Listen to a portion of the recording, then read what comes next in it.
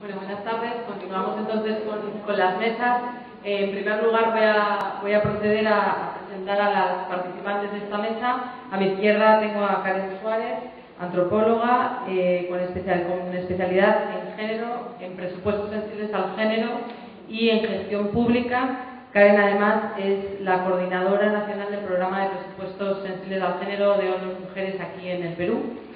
A mi derecha tengo a Mayela Freire. Mayela es ingeniera economista, especialista en planificación y proyectos sociales y actualmente asesora de la Dirección General de la Mujer del Ministerio de la Mujer y Desarrollo Social del Perú y encargada de los temas de presupuestos sensibles al género con ONU Mujeres también.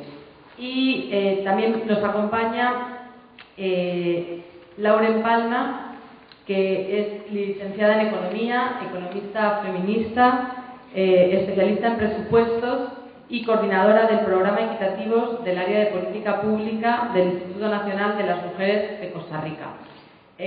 La dinámica de la mesa, según me han comentado, va a comenzar Karen haciendo una introducción del tema. A continuación vamos a tener los dos estudios de caso, tanto el de Perú como el de Costa Rica, y después volvería a cerrar Karen un poco con algunas conclusiones sobre puntos comunes en los dos estudios de caso. Yo voy a tratar de ser alemana con el tiempo porque vamos fatal y si no la siguiente mesa pues lo va a tener complicado. Entonces le paso la palabra a Karen. Gracias, Licia. Primero, mencionarles que gran parte del debate que ha habido hace un momento ha sido casi la 80% de lo que iba a presentarse ahora. Así que me ahorro un poco el trabajo. En primer momento habíamos mencionado que habíamos pensado hacer una breve introducción sobre dos casos específicos de análisis del enfoque de género, análisis de los presupuestos del enfoque de género con metodologías específicas. Para este caso me estoy basando en la sistematización trabajada por Lucía Pérez Fragoso, Ella es especialista en presupuesto y género de México, que lamentablemente no ha podido venir hoy día, pero que la base del análisis, de la reflexión que tenga hoy día, se basa en su sistematización. Hay tres puntos que ha estado corriendo desde la mañana, entre comentarios, reflexiones, dudas, cuestionamientos, inquietudes sobre todo el proceso de incorporación del enfoque de género en el presupuesto, en los procesos presupuestarios, en los instrumentos, etc. Y la verdad es que justamente uno de los temas que nos parece a nosotros importante es el análisis de los presupuestos, que justamente son un proceso muy interesante de aprendizaje y construcción de instrumentos y herramientas, pero que no se le da la suficiente importancia desde el análisis en la gestión pública con los temas de género. Lo que quiero decir es que hay una fuerte angustia, demanda de parte de los ministerios de Economía y Finanzas para incorporar el tema de género bajo los criterios establecidos ya en el propio Estado, ¿no? Y no hay una valoración al análisis, lo que se mencionaba temprano, sobre la importancia de reflexionar más allá de pensar en criterios específicos de incorporación de género en un instrumento, ¿no? Entonces, justamente este querer incorporar de una vez el tema de género ya en la presupuestación hace que finalmente esta incorporación sea un proceso como aislado y no termine de concretarse en todo el ciclo presupuestario de los ministerios de finanzas, por ejemplo. Hay tres puntos que quiero enfatizar y que son parte de lo que se ha venido trabajando en estos dos casos en Perú y otro en Costa Rica. El primer caso de Perú está basado en, justamente, aunque se le denomina guía metodológica, en realidad es una propuesta metodológica de cómo trabajar el enfoque de género en los programas presupuestarios de los sectores, ¿no? Y hay otra experiencia también de Perú que se empalma mucho a esta metodología, que es la aplicación de esta metodología para identificar programas presupuestales con potencialidades para incorporar el tema de género. No voy a profundizar en esto porque lo va a tocar seguramente Mayela Freire. Y el otro caso, que al final, terminando, para cerrar, voy a hacer un cuadro comparativo de qué cosas son los puntos comunes de ambas experiencias, pero el otro caso es la experiencia de Costa Rica, que señala,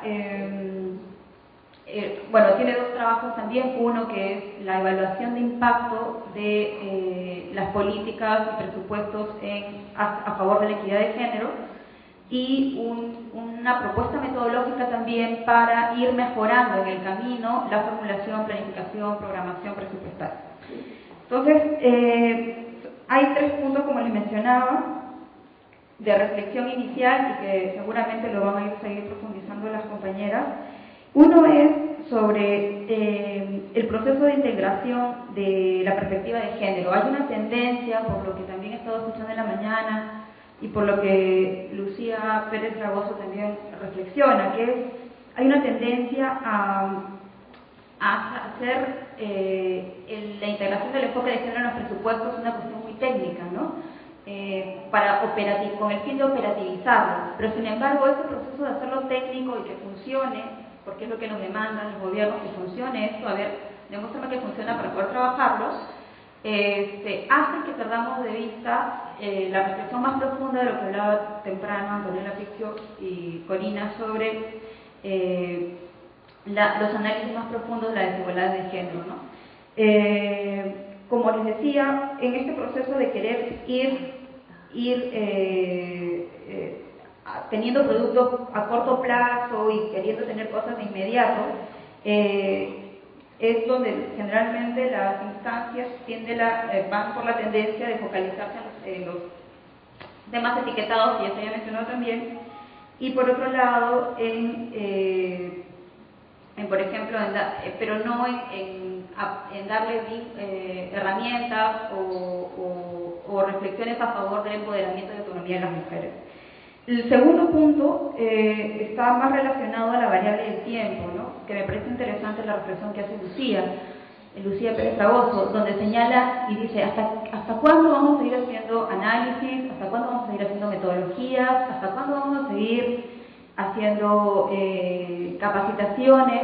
¿En qué momento vamos a ponerle el pare a todo ese proceso y vamos a empezar a ver resultados, ¿no? Porque es como que si estuviéramos en una constante elaboración de metodologías, constante elaboración de análisis, constante elaboración de capacitación, y todavía los resultados están como muy, todavía no se puede palpar concretamente, ¿no? ¿Cuánto tiempo, ella menciona, ¿no? ¿Cuánto tiempo debemos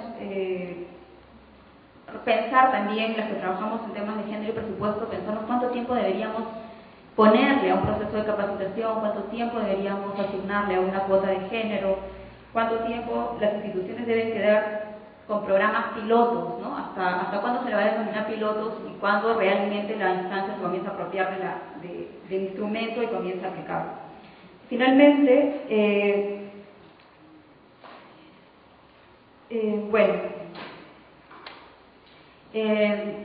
justamente el análisis de los presupuestos está llevando, mejor dicho, la presión de los ministerios por querer concretar acciones y que realmente esto tenga evidencia, ha debilitado el análisis de género de manera más profunda y que contribuya realmente a la equidad de género. Pero también hay una debilidad de parte de los que trabajamos temas de género en no... Por favor, hay una cosa que me parece interesante mencionarlo, es que cuando se menciona la elaboración de metodologías y de análisis, la todavía imposibilidad de poder plantear indicadores específicos y medibles para que finalmente puedan medirse los avances o no. Bueno, entonces voy a dar paso a las dos experiencias bueno, primero a Mayela, que va a hablar sobre, bueno, ahí la experiencia de Perú con respecto a la elaboración de la metodología de presupuestos sensibles al género en sectores, y luego haremos una breve reflexión acerca de los resultados.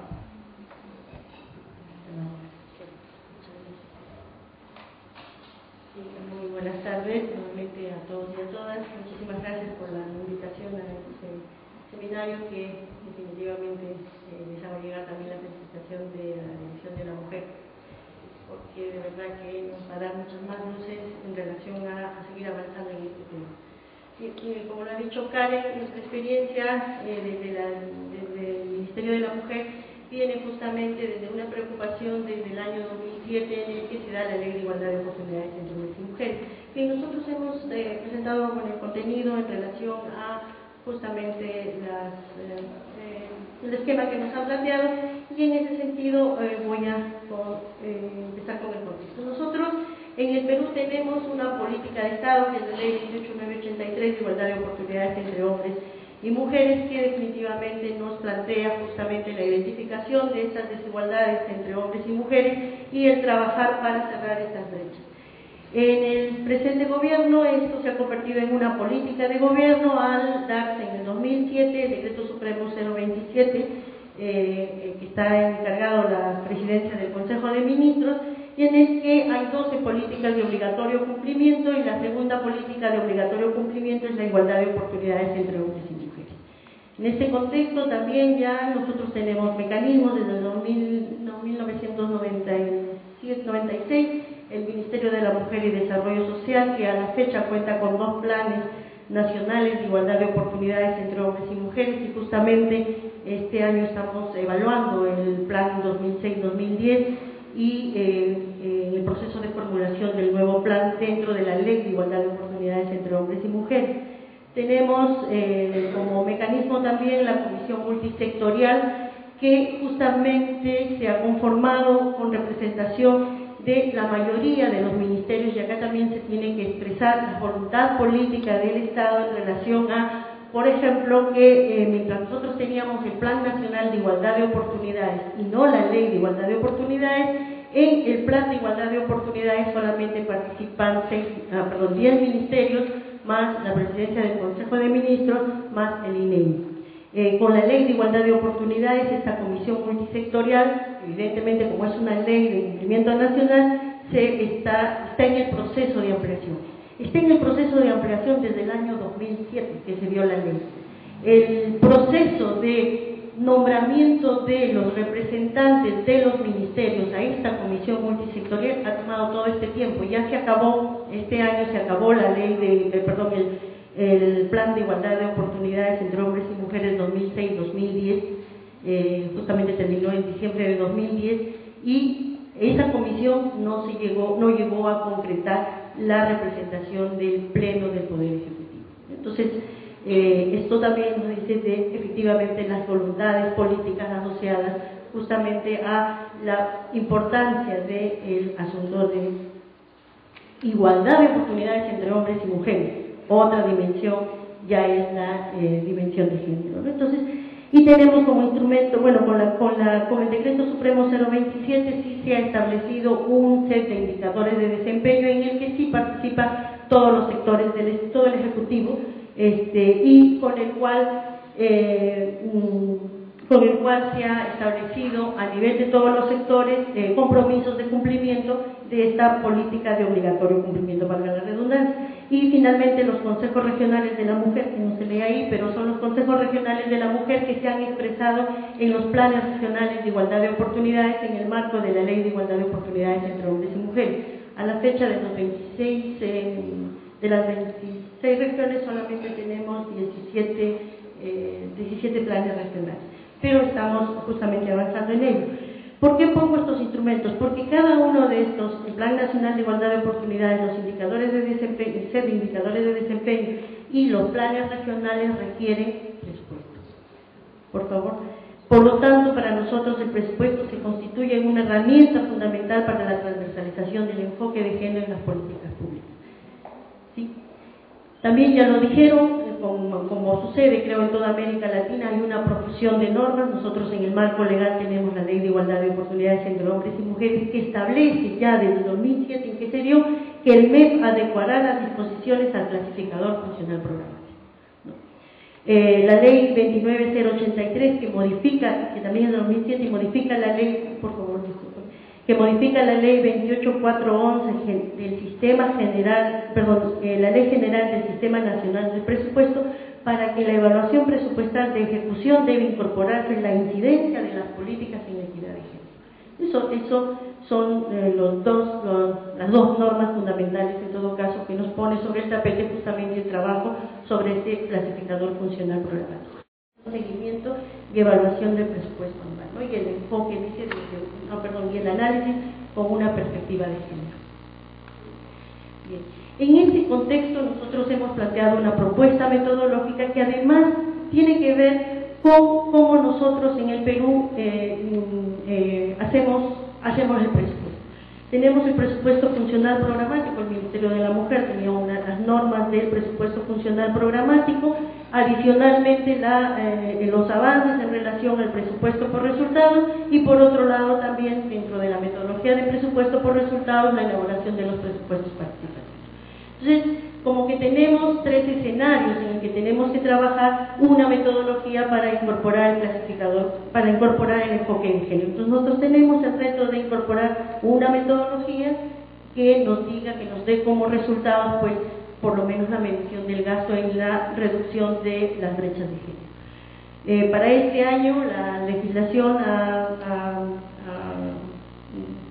se ha modificado en todo caso la formulación del presupuesto para los sectores, que hasta el año pasado era fundamentalmente en función del presupuesto funcional programático, ahora nos debemos alinear al presupuesto por resultados, con lo cual a nosotros nos parece un excelente escenario para ir avanzando en esta metodología de incorporar el enfoque de género. Entonces, esta metodología partía por incorporar el enfoque de género en el ciclo presupuestario.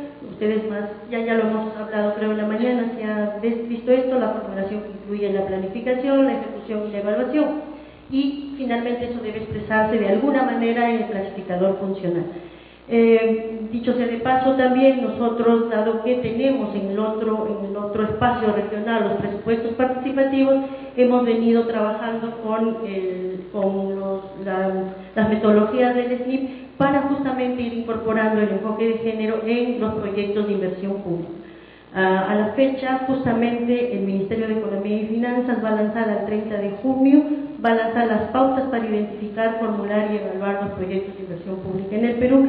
Hemos conversado justamente con la responsable, con la señora Nancy Zapata, y en el cual estamos avanzando en ir, incorporando algunas herramientas desde la perspectiva de género para mirar, para ir incorporando justamente estos conceptos dentro de la formulación de los proyectos de inversión pública.